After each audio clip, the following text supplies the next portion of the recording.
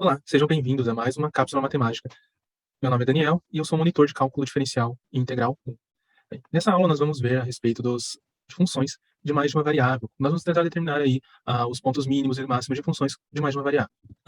Encontrar máximos e mínimos de funções de apenas uma variável é relativamente simples. Nós vimos algumas semanas atrás que quando nós queremos encontrar os máximos e mínimos de uma função de uma variável, né, no caso uma função f de x, nós aplicamos os conceitos de derivação. Né? Então, por exemplo, se nós tivermos uma curva mais ou menos dessa forma, né, vamos chamar ela aqui de f de x. Quando nós queremos encontrar os pontos máximos e mínimos locais, né, por exemplo, este ponto aqui é um ponto máximo local e este ponto aqui é um ponto mínimo local. Nós aplicamos os testes da primeira derivada, né, para encontrar quem são os pontos críticos dessa nossa função. E para saber se eles são máximo ou mínimo, nós fazemos o teste da segunda derivada. Mas agora, como nós fazemos para determinar os pontos máximos e mínimos de uma função de duas ou mais variáveis? Como nós fazemos para fazer isso? Porque aqui, quando nós trabalhamos com uma variável apenas, nós falamos do teste da primeira e da segunda derivada. Mas quando tem mais de uma variável, como será que nós fazemos esses cálculos? Para determinar os pontos críticos, nós utilizamos, né, o teste da primeira derivada com uma variável apenas. Em uma função com mais variáveis, nós temos o teste da primeira variável, ele pode ser aplicado também, mas ele é um pouquinho diferente. Como temos mais de uma variável, nós vamos aplicar a derivada parcial em relação a cada variável. Ou seja, se nós tivermos uma função f de xy, para encontrar os pontos críticos da função, nós devemos igualar suas derivadas parciais em relação a x e a y a zero, para encontrar seus pontos críticos. Talvez falando aqui agora fique um pouco confuso, mas nós podemos fazer um exemplo para estar trabalhando aí com os pontos críticos de uma função, de mais de uma variável. Vamos calcular, então, os pontos críticos da seguinte função. f de xy é igual a 3x² vezes y menos 5y. Como nós podemos trabalhar para encontrar os pontos críticos dessa função? Nós vamos fazer, né, as derivadas parciais em relação a x primeiro e em relação a y. Né? Como você já deve ter aprendido, né, para fazer a derivada parcial de uma função em relação a uma determinada variável, nós consideramos a outra variável que vem na função como se fosse uma constante. Então, nós temos aqui que a derivada parcial de f de xy em relação a x, né, nós temos que a derivada parcial de 3x² y menos 5y em relação a x. Aqui, nós vamos observar que para o primeiro termo, esse 3x² y, quando nós fazemos a derivada parcial, esse 2 cai para frente e multiplica no 3, então ficamos com 3 vezes 2, que é igual a 6, vezes x elevado a 2 menos 1, que é igual a 1, né? Então aqui não aparece igual a 1, e esse y, funciona também como uma constante, então ele vem multiplicando aqui no final. Agora, a derivada parcial de 5y em relação a x, como nós estamos considerando o y como uma constante, então a derivada de uma função constante é igual a zero. Então aqui não tem, mas é como se tivesse um mais zero aqui. A derivada parcial em relação a x nós já fizemos. Agora, em relação a y, nós vamos ter a mesma situação, né? Só que agora nós estamos derivando em relação a y. Nesse caso aqui, o que vai acontecer nessa primeira parte, nesse primeiro termo? O y aqui está elevado a 1, esse 1 vai cair para frente, então nós temos 3x² vezes 1, vezes y elevado a 1 menos 1. 1 menos 1 é igual a 0, y elevado a 0 é igual a 1, então ele nem precisa aparecer aqui na nossa resposta. Ficamos apenas com 3x². E aqui, menos 5x, perdão, menos 5y, derivando em relação a y, nós temos que a única coisa que vai sobrar é o nosso constante aqui da frente, que é o menos 5. Beleza. Nós acabamos de derivar a função em relação a x e em relação a y. Nesse caso, a junção das derivadas parciais gera um vetor chamado vetor gradiente, né? E ele é representado pelas coordenadas, né? As coordenadas do vetor, né? O vetor gradiente, representado aqui por essa letra grega chamada de nabla. Nabla f de xy, né? Ou vetor gradiente, é igual, possui as coordenadas iguais à derivada parcial da função em relação a x e a derivada parcial da função em relação a y. Nesse caso, nós temos que o nosso vetor gradiente é igual a 6xy para a coordenada x, 3x² menos 5 para a coordenada y. Bem, nós encontramos o vetor gradiente, mas nós precisamos encontrar os pontos críticos. A intenção é encontrar os pontos críticos. Nesse caso, nós igualamos o vetor gradiente a zero, né? Então vamos lembrar lá, quando nós tínhamos uma função de uma só variável, né? Nós fazíamos o quê para encontrar os pontos máximos e mínimos? Nós derivamos essa função, então nós temos aqui f de x, no caso aqui, né? Essa função é a nossa f de x. Quando nós queremos encontrar os pontos críticos dessa função, nós derivamos ela e igualamos ela a zero. Aqui vai acontecer da mesma forma, só que como estamos falando de um vetor, nós temos que igualar aqui ambas as coordenadas dele a zero. Então, nós temos que o vetor gradiente, f de x, vai ser igual a 0, 0. Substituindo aqui o vetor gradiente que nós encontramos, igual a 6xy, 3x² menos 5, igual a 0, nós vamos cair aqui numa questão que nós vimos lá em geometria analítica e álgebra linear também, que é um sistema linear. Né? Então, nós vamos ter 6xy igual a 0, 3x² menos 5 igual a 0 também. Bem, nós temos duas funções. Nós precisamos encontrar os valores de x e os valores de y. Nessa segunda função, como nós podemos observar, ele só está em função de x. Então, aqui nós podemos isolar x para encontrar o valor de x. Encontrando o valor de x, nós podemos substituir aqui nessa função 6xy para encontrar o valor de y. Né? Então, isolando, 3x² menos 5 igual a 0, nós vamos isolar aqui o x. Nós vamos ter, então, 3x². Esse menos 5 está negativo, né? Passa para o outro lado positivo. Agora, esse 3 que está ali multiplicando passa para o outro lado dividindo, então nós ficamos que x ao quadrado é igual a 5/3, ou seja, x vai ser igual aqui, ó, mais ou menos, tá, pessoal? Porque quando nós fazemos a raiz quadrada em ambos os lados aqui, né, nós vamos ter tanto que o valor positivo quanto o valor negativo aqui para x. Então, nós temos que x pode ser mais ou menos raiz de 5/3. De posse do valor de 5x, nós voltamos nessa função 1 ali, 6xy, igual a 0, e substituímos para ambos os valores de x. Aqui nós substituímos para encontrar, nós vamos encontrar, né, dois valores de y também. Então, para x com valor positivo, né, mais raiz de 5/3, nós vamos ter, então, 6 vezes raiz de 5/3 vezes y. Se vocês observarem aqui, todo esse valor aqui está multiplicando, ele passa para o outro lado dividindo. Só que 0 dividido por qualquer coisa continua sendo 0. E o mesmo vai acontecer para o valor negativo de x. Né? Nós vamos ter aqui, então, 6 vezes menos raiz de 5/3 vezes y. E, novamente, nós vamos obter aqui, né, quando a gente passa esse valor aqui que está multiplicando y dividindo, 0 vai ficar dividido por qualquer coisa, continua sendo 0. Ou seja, nós temos que para ambos os valores de x, y é igual a 0. Isto é, nós vamos ter, então, dois pontos críticos nessa função. Nós vamos ter o ponto crítico P1, vamos chamar aqui de P1, que vai ser quando o nosso x for positivo, né, então, raiz de 5/3, e o nosso y nós encontramos que é igual a 0, e também o nosso P2, outro ponto crítico dessa função, que vai ser quando o nosso valor aqui negativo para x, né, então, menos a raiz quadrada de 5/3 e 0 para y. Ou seja, nós temos, então, esses dois valores que são os nossos pontos críticos. Tranquilo, pessoal? Bem, aqui, funciona, que vocês perceberam, funciona particularmente parecido com o teste da primeira derivada. Entretanto, aqui nós precisamos encontrar o vetor gradiente, né? Enquanto que para uma função de uma variável apenas nós encontramos a derivada da função e igualamos a derivada a 0 para encontrar os pontos críticos, aqui nós precisamos encontrar o vetor gradiente e igualar esse vetor gradiente a 0. E para os máximos e mínimos, né? Nós fizemos pelo teste da primeira derivada, nós encontramos, né, em funções de uma variável apenas, nós encontramos os pontos críticos. Aqui, quando falamos de funções de mais de uma variável, nós trabalhamos com o vetor gradiente, igualamos ele igual a 0 e também nós obtemos os pontos que são considerados pontos críticos. Mas para encontrar os pontos máximos e mínimos, lá nas funções de uma variável apenas, nós fazíamos o teste da segunda derivada, né? Então, teste da segunda derivada. Teste da segunda derivada. Aqui, entretanto, quando nós falamos de funções de mais de uma variável, nós precisamos calcular algo chamado essiano. Então, aqui, para determinar os máximos e mínimos de uma função de apenas variável, nós utilizamos o teste da segunda derivada, aplicando os pontos críticos da segunda derivada da função e determinando se o ponto é máximo ou mínimo a partir do sinal do resultado. Né? Então, isso é algo que nós já vimos até o momento, algo que nós só estamos abordando mais uma vez. Para funções de mais de uma variável, aplicamos uma regra parecida com o teste da segunda derivada. Né? Parecida, né? Assim como o cálculo do vetor gradiente é parecido com o teste da primeira derivada, aqui, em funções de mais de uma variável, o nosso essiano é parecido com o teste da segunda derivada. Entretanto, o que é esse essiano?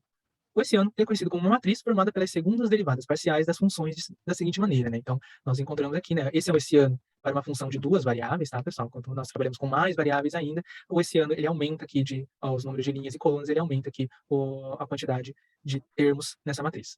Então, esse essiano, ele é dado pela determinante aqui, com o termo A1, 1, né? Aqui, A1, sendo a segunda derivada em relação a x, o termo A1, 2, sendo a primeira derivada em relação a x, derivada de novo em relação a y, o termo A2, 1 é a primeira derivada em relação a y e depois derivando em relação a x, e o termo A1, A2, 2 é a segunda derivada em relação a y, certo? Aplicando os pontos críticos no essiano, né? Então nós devemos calcular as derivadas aqui, como nós vemos para colocar aqui nos termos do essiano, e depois aplicamos a regra determinante aqui para encontrar a função essiano. Após isso, nós devemos avaliar, né? Nós devemos colocar os pontos críticos que nós encontramos no valor, na função que nós também encontramos aqui para esse ano, e vamos avaliar o sinal do resultado. Então, tudo isso aqui é para avaliar o sinal do resultado. O sinal do resultado vai nos determinar, basicamente, 4 possibilidades aqui para os pontos críticos.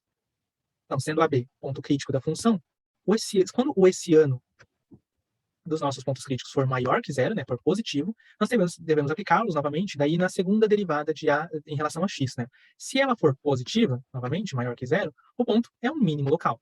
Agora, se a segunda derivada em relação a x dos nossos pontos críticos for negativo, né, menor que 0, nós temos que esse é um ponto máximo local. Né? Aqui está um erro, aqui é máximo local. Máximo local, beleza, pessoal? Então, aqui é máximo local. Máximo local. Beleza? Quando nós aplicamos os pontos críticos no valor desse ano, na função esse ano, encontramos um valor negativo, nós temos um novo ponto aqui que não tinha lá quando a gente trabalhava com funções de uma variável apenas, que é o ponto de Cella. Esse ponto de Cella, nós vamos trabalhar um pouco, vamos dar uma olhada melhor nele, mas basicamente o que é o ponto de Cella? É um ponto que não é nem máximo nem mínimo local, mas é um ponto crítico da função. E por fim, quando nós temos aqui, quando aplicamos os pontos críticos à nossa função, no hessiano, encontramos que ele é igual a zero, nós não podemos dizer nada a respeito desse ponto. Antes de trabalhar com o exemplo, vamos observar melhor o que é um ponto de Cela. Então, assim como existem funções que não possuem pontos máximos nem mínimos, né? Então, nós temos aqui exemplos de funções lineares, nós temos a função de uma variável apenas, né? Considerando aqui, o que é uma função linear? Uma função linear, ela é uma reta. Essa reta, ela nunca vai ter um ponto máximo, nem nunca vai ter um ponto mínimo. A mesma coisa acontece aqui para x ao cubo, né? Então, nós temos outro exemplo aqui, x ao cubo faz mais ou menos isso daqui, ó. O que acontece? Nós temos um ponto crítico nessa função x ao cubo. Entretanto, ele não é nem máximo, nem mínimo da função. E aqui, para as funções de mais de uma variável, acontece a mesma coisa. Nós temos funções de mais de uma variável que também seguem essa regra. E também possuem pontos que são pontos críticos da função, mas não são nem pontos máximos, nem pontos mínimos. Esses pontos são chamados de pontos de Cela, né? Novamente, um ponto crítico, mas não caracterizado nem como máximo, nem como mínimo local. Na imagem, né, nós podemos observar, né, a função f de xy igual a x ao quadrado menos y ao quadrado. Essa função possui um ponto de Cela aqui no ponto 0, 0, que é um ponto de Cela. Se vocês conseguirem observar, aqui no ponto 0, 0, né, que é o encontro dos eixos cartesianos, você tem que a função possui um ponto crítico, mas se vocês observarem, para qualquer lado que você vai para essa função, ela tende para mais ou menos infinito. Ou seja, essa função não possui nem máximo nem mínimo, mas ela tem aqui esse ponto que é chamado de ponto de Cela. Tranquilo? Beleza, nós vimos então o que é o hessiano, que nós precisamos calcular para trabalhar com os máximos e mínimos, e também vimos o que é um ponto de Cela. Entretanto, até o momento a gente viu teoria. Vamos ver um exemplo para a gente esclarecer melhor como aplicar o cálculo do hessiano e como encontrar os pontos de máximo, mínimo ou ponto de Cela de uma função. Nós vamos determinar, então, se os pontos críticos da função, né, que nós já vimos anteriormente, f de xy igual a 3x ao quadrado y menos 5y, são máximos ou mínimos locais da função. Né? Nós já vimos quem são os pontos críticos dessa função. Então, nós temos aqui, só para relembrar, que o ponto crítico 1 dessa função é o ponto raiz de 5 terços, 0, e o ponto 2, menos raiz de 5 terços, e 0 também, aqui para y. Então, nós temos esses dois pontos críticos. Agora, a gente precisa determinar se esses pontos são máximos ou mínimos dessa função, ou se são pontos de Cela, né? Existem essas três possibilidades. Vamos, então, calcular o hessiano, primeiramente, né? Nós temos os pontos, nós temos a função, vamos calcular o hessiano da função. Então, nós temos, primeiramente, aqui a função, a derivada segunda em relação a x, né? Então, vamos derivar a função duas vezes em relação a x. A primeira derivada da função f de x, y, nós tínhamos encontrado que é igual a 6x ao quadrado. 6xy. Derivando ela novamente em relação a x, nós vamos ter que esse x vai se anular, né, e ficamos apenas com 6y. Agora, o segundo termo do nosso hessiano é a derivada segunda, primeiro em relação a x, depois em relação a y, né? Então nós temos aqui que a primeira derivada em relação a x é 6xy, como já tínhamos visto no item anterior. Agora, derivando essa função em relação a y, nós temos que o y vai se anular, e ficamos apenas com 6x. O terceiro componente é a derivada segunda em relação a y primeiro, e depois em relação a x. Bem, nós temos que a primeira derivada em relação a y, nós encontramos que era 3x ao quadrado menos 5. Derivando agora em relação a x, nós vamos obter aqui 6x, né? X. Por fim, o último componente nosso hessiano é a segunda derivada da função em relação a y. Né? Então, nós derivamos a função em relação a y duas vezes. Como nós encontramos que a primeira derivada em relação a y é 3x ao quadrado menos 5, a segunda derivada vai ser igual a zero, pois nenhum termo aqui possui a variável y. Logo, todos são considerados funções constantes. Ficamos, então, que o último componente do hessiano é igual a zero. Ou seja, o nosso hessiano vai ficar da seguinte forma. Nós temos, então, que é o determinante da matriz 6y, 6x, 6x, 0. Calculando o determinante, nós temos que aqui a multiplicação da diagonal principal, 6y vezes 0, é igual a 0, menos a multiplicação da diagonal secundária, 6x vezes 6x é 36x. Ficamos, então, com menos 36x ao quadrado. Ou seja, o nosso hessiano é igual a menos 36x ao quadrado. Como os pontos críticos dessa função são, né, então nós já tínhamos visto os pontos críticos anteriormente, né, P1 igual a raiz quadrada de x de 5 sobre 3 para x e 0 para y, e o P2 é menos raiz quadrada de 5 sobre x, sobre 3 para x e 0 para y. Nós vamos aplicar, então, esses pontos no nosso hessiano, né? Então, nós temos que o hessiano aqui é igual a 36x ao quadrado. Temos, então, o ponto P1, né? Substituindo, então, o ponto P1 no nosso hessiano, nós ficamos aqui com menos, perdão, faltou um sinal, menos 36 vezes a raiz quadrada de 5 terços ao quadrado. A raiz quadrada de 5 terços ao quadrado vai ficar 5 terços. Então, nós ficamos com menos 36 vezes 5 terços, que vai ser aqui igual a menos 60. Aplicando o ponto P2 no nosso hessiano, nós vamos ter aqui, novamente, faltou um sinal, perdão, menos 36 vezes menos a raiz quadrada de 5 terços ao quadrado. Esse valor está todo entre parênteses, então quando nós fazemos o quadrado dele, fica positivo. Ficamos, então, com menos 36 vezes 5 terços, que mais uma vez deu igual a menos 60. Bem, nós aplicamos, então, os nossos pontos críticos na função hessiano e nós encontramos os valores para ambos, nós encontramos o valor menos 60. Aqui, nós precisamos analisar o sinal do resultado. Notamos que para ambos os pontos, o hessiano é negativo. E nós temos que quando esse ano é negativo, os pontos são pontos de Cela. Beleza? Então, eles não são nem máximos, nem mínimos dessa função. Eles são pontos de Cela. Tranquilo? Bem, Antes da gente encerrar, vamos fazer mais um exemplo aí rapidinho, para encontrar os máximos e mínimos de uma outra função, só para fixar o conteúdo estudado até aqui. A função dada, então, é f de xy igual a x ao quadrado mais y ao quadrado menos 4xy mais 1. Primeiro ponto, nós vamos determinar os pontos críticos. Para isso, nós temos que encontrar o nosso vetor gradiente, ou seja, nós vamos derivar a função em relação a x, ficamos então com 4x ao cubo menos 4y. A segunda componente do vetor gradiente vai ser a derivada da função em relação a y, então nós temos fy de xy vai ser igual a 4y ao cubo menos 4x. Nós ficamos então que o nosso vetor gradiente é igual a 4x ao cubo menos 4y, 4y ao cubo menos 4x.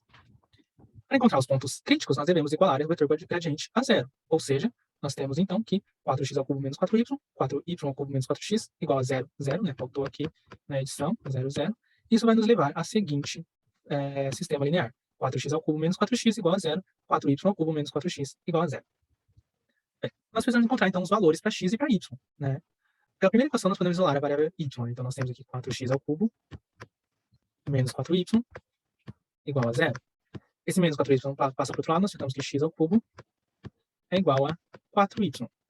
Esse 4 e esse 4, né, esse 4 está multiplicando, ele passa para o outro lado dividindo, então eles vão se anular. Nós ficamos que esse 4 e esse 4 vão se anular. Nós temos, por fim, que x ao cubo é igual a y, ou seja, isolando a variável y, nós vamos ter que y é igual a x ao cubo. Portanto, né, substituindo esse valor na segunda, nós vamos ter, então, 4y ao cubo menos 4y igual a 0, substituindo o valor de y que nós encontramos aqui na outra função, nós temos 4x ao cubo menos 4x igual a 0.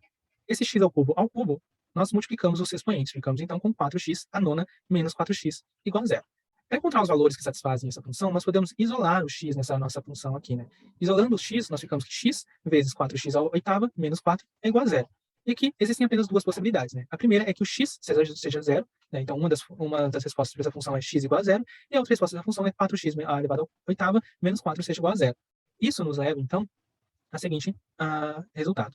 Isolando, então, o valor de x aqui, nós temos que x à oitava vai ser igual a 1, né? Esse 4 passa para o outro lado, fica menos 4 passa para o outro lado, fica positivo, então 4x à oitava fica igual a 8. Esse 4 dividido por 4, né? Está multiplicando, passa para o outro lado dividindo, nós vamos ter que x à oitava igual a 1.